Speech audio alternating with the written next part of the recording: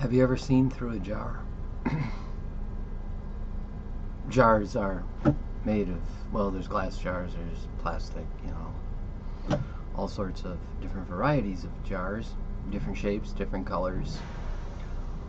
But there are some jars, some vessels that you can see through because the material, like the glass or the plastic, is not colored. It's clear. But if you have a darkly colored glass, jar, bottle, vase, whatever, it'll pass a certain amount of light, and you can see the source of the light. And if you put the light in the jar, well, it's called the lantern, right? If the glass is clear, right? So we see through these glasses,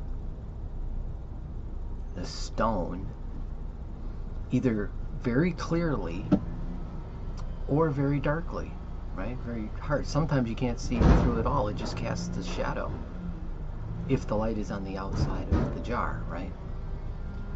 So if you had some bricks up here, you know, like this, and the light source is from over here, the shadow is on that side, right? Right? That's how stone works. That's how light works. That's how shadows work. Shadows are something blocking out the light. The light has to be present to have a shadow.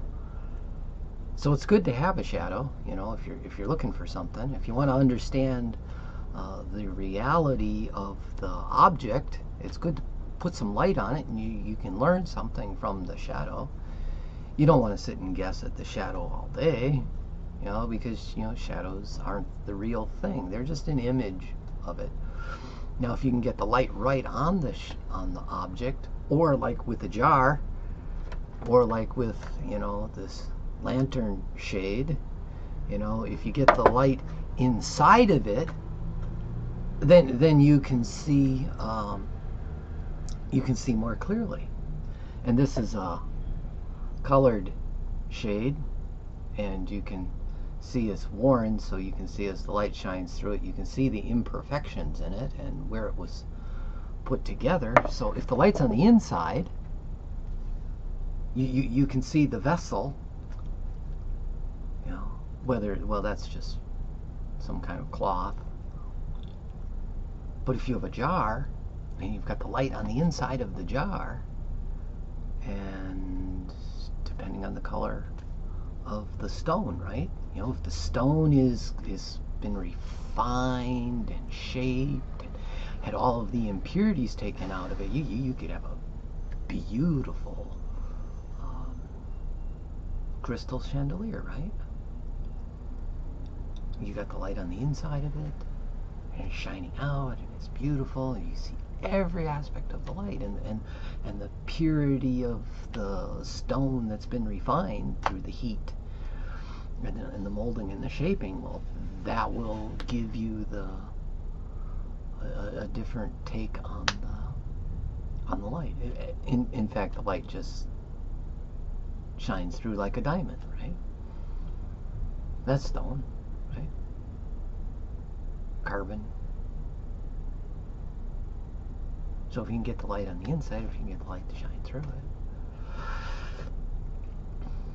it'll cast some image.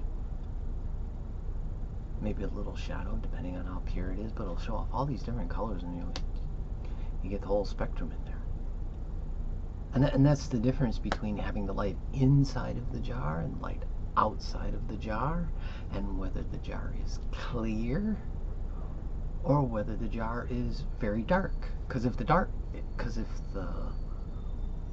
jar is too dark, the light actually won't get through it, even though the light is there.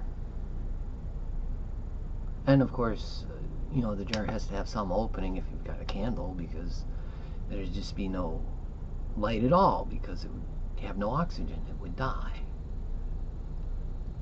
So you really can't have a lid on the jar if you have a candle. I mean, you can with a light bulb, But then again, we make them really clear so the maximum amount of light can come through.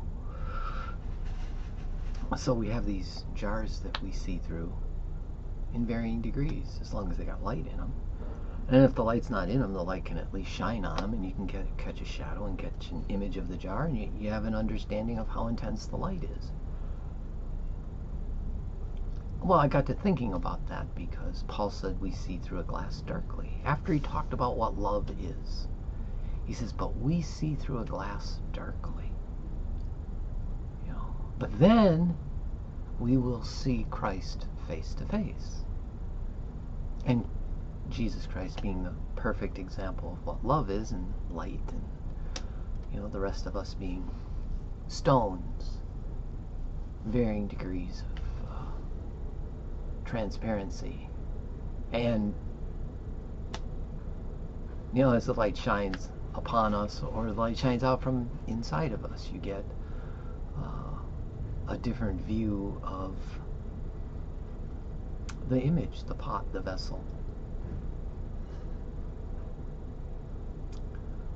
And depending on how pure the stone is, how it's been purified, different shapes, different colors, different levels of purity. That's what got me to thinking about it. The shadow or the light itself, the vessel with the light inside of it, a lamp, or the vessel with the light outside of it that's just casting an image. It's good to think about, because in reality our human bodies are just dirt, right?